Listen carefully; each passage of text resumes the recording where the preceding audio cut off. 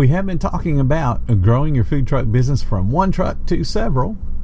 Today we're going to be talking about growing the owner.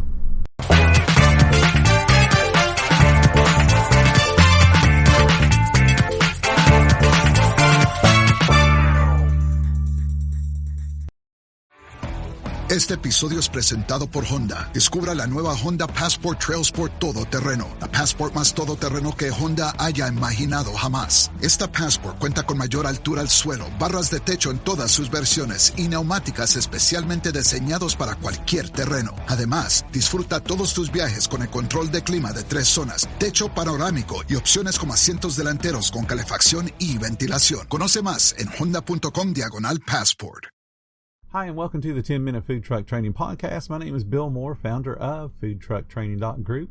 Today we're talking about the impact on you as the leader of your business and how your job changes when you take on that second truck. The moment you make that decision to open a second truck, your job changes. You might still be doing the shopping and the prep and the service activities. Your focus right now is now split. Instead of paying attention to the activities that are directly in front of you, your mind is racing, thinking about what you must do to get ready for that next food truck. Things like, that second license, getting more insurance, hiring more people, where are you going to set up?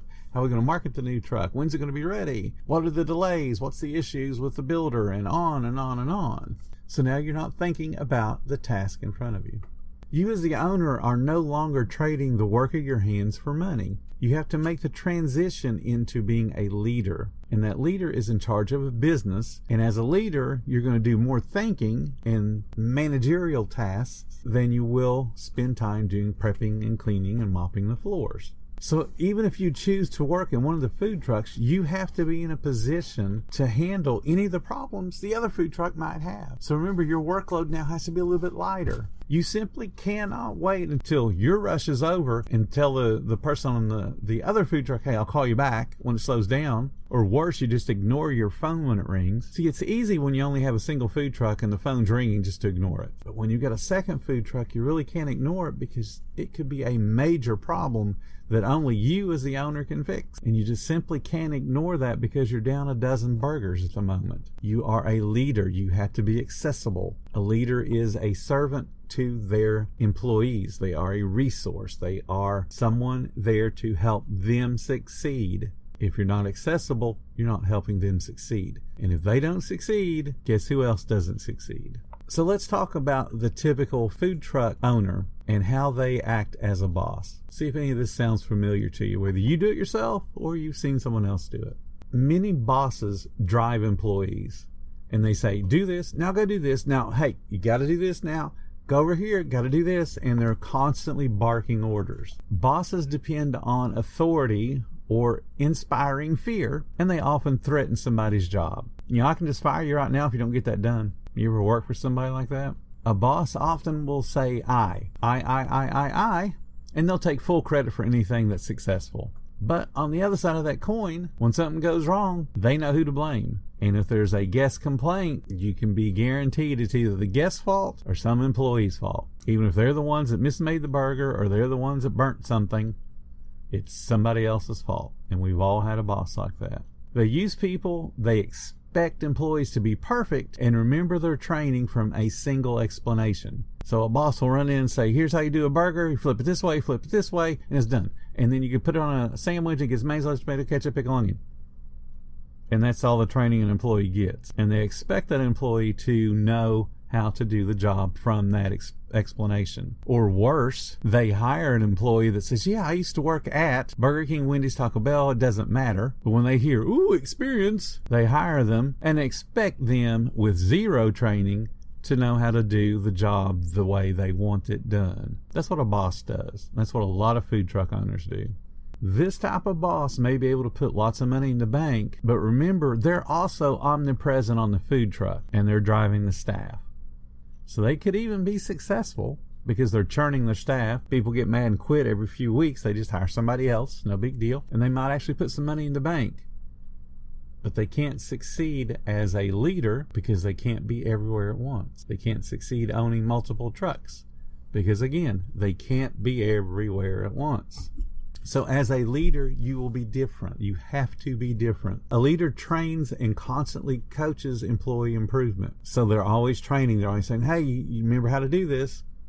Hey, remember, you got to flip the burgers now. So they're paying attention to the job and then giving them the little reminders that, hey, now's the time for you to slow down taking those orders. We need a couple of seconds back here in the kitchen. Or they're saying, hey, pick up the pace. We need to take the orders quicker because the kitchen's not behind on anything. Let's go. Let's pick up the pace.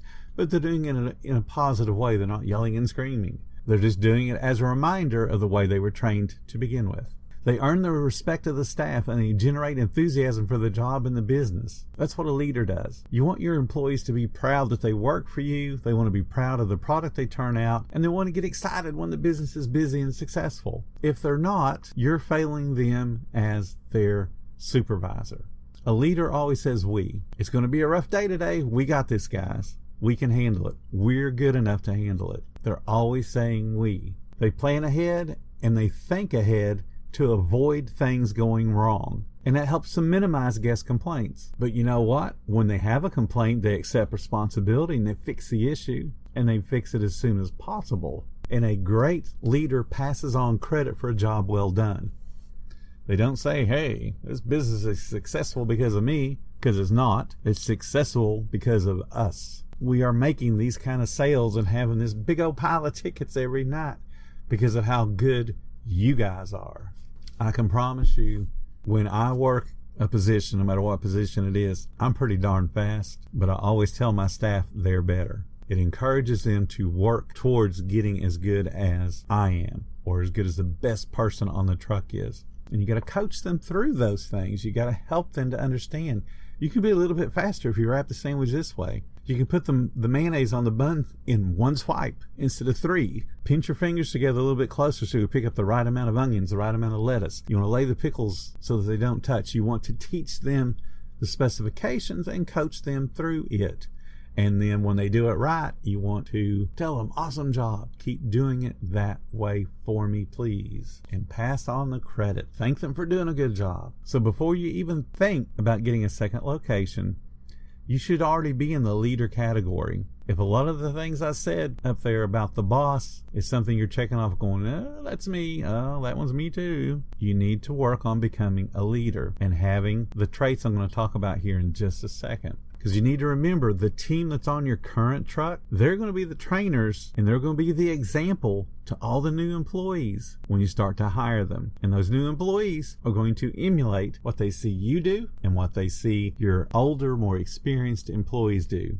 So let's talk about the traits of a good leader. You got to have a vision for your business. Hopefully you've written a mission statement for your business when you did the business plan. Remember, this is your vision for you to rally the staff around. They have to believe it, and then you have to live it. So that mission and statement is very, very important, and it should be big enough and bold enough so that every decision that you make creates that vision for your future and for the business's future. Saying that you just want to have 2 trucks is not a vision. That's a goal. A good leader focuses on developing their staff. And it's not only the skills to better operate a food truck, but it's also skills that they could carry on to their next job or their next profession. You want to teach them how to be better people, how to handle customer complaints. You want to teach them everything. You've got to care about your employees enough to help them be better people. If you don't care enough about them, they're not going to care about your business. I can promise you that. People that I hired, teenagers that I hired, I always ask them how school was going. If they had a rough day at school, had a bad test, hey, I'm really good at math. Can I help you with math? Those kind of things. Most of the time they would turn me down because they don't want some old dude helping them out. But still, that asking, how was your day? Beyond, how you doing? How was school? You told me you had a test. How'd it go? I understand you're in a cheer competition next week. What are you looking forward to? You want to talk to your people. They have a story just like you do, and they want to tell somebody. A great leader encourages strategic thinking and innovation and action from their staff. Some of your employees are going to be able to look at a job and go, hey, we can do this better. And that's a good thing, because that means they're thinking about how to make things easier, and in turn, makes things go faster, more efficiently, and helps you to deliver better service. Not every idea is going to be a great one, but you might be able to pick and choose and put 2 or 3 mediocre ideas together and turn it into one awesome idea. The idea is that your staff is always looking for ways to improve, and that they aren't afraid to tell you, hey, do you think this might work? There's been more successful things come out of kitchens from the lower levels than out of chefs. So don't just discount it because you pay a minimum wage and think, hey, they don't know anything. Because if you act like they don't know anything, they will live up to your expectation. So once you've trained your staff and they're proficient in all your procedures, they're going to want to start tweaking things, and you want to take their advice when it makes sense and then give them the credit. Hey, Joe over here had this awesome idea. This is how we're going to start to dress our sandwiches from this point forward because it makes sense. You want to make sure that you as a leader are self-aware, and that means that you understand the impact of your actions and your words on your staff. So every time you yell and every time you cuss and every time that you do things that you would never ever do in front of a guest, you're giving your employees the permission to do it in front of the guests because that's how you're treating them. Treat your staff with the same respect, the same courtesy as you would treat your guests. Now, yes, you may put a little bit more bass in your voice to get them to hustle up when they need to hustle up, but you're not going to yell. You're not going to scream. You're just going to say, hey, Joe, let's go. You can do better than that. Same way you do your kids. Set the example on how to act every single second that you have a team member around you. You are professional. You are polite. You are courteous. You are doing the things you want them to do. You treat them just like you want them to treat your guest. Being self-aware also means you prioritize your own personal development. You push yourself to learn new skills you don't currently have. You push yourself to learn things to help the business to get better, to help you become a better leader. You are learning. You are in educational mode for yourself all the time. And you have to practice what you learn and also practice what you preach. You have to be self-aware. Any leader that's worth following has ethical integrity and they have moral values. Great leaders are involved in their local community. They seek to become an important part of the community, and they give back to worthy causes. You can either give back by donating time, donating food, donating money. Doesn't matter, but you want to participate in helping your community get better. Go to Chamber of Commerce meetings, go to Restaurant Association meetings, go to food truck meetings. If your city's big enough to have a food truck group and they have meetings, go to those things. Go to city council, go to the mayor's office. You want to be a part of changes that are going to be happening in your community. You want to know about them ahead of time, for one, because it might impact your business. But you want to be the one they're coming to and asking, hey, can you help us do this? A great leader also has great communication skills with staff and with guests and with suppliers and with community leaders and folks just needing help. The communication has to be clear and concise, and above all, it has to be honest. So an employee does something that requires you to discipline them. You need to be honest in what they did wrong. You need to be honest in what's going to happen if they continue to work in that manner.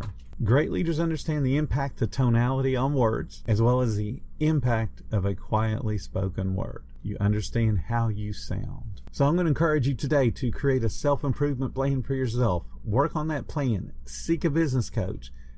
Find somebody to help you become the leader that your business deserves. So at the moment you make that decision to get that second truck or that third truck, you're in a position to be the leader your business deserves. If you're liking the podcast, please hit the support button and help in any way you can. It does mean the world to me. If you've not already joined our Facebook group, what are you waiting for? It's called Food Truck Training.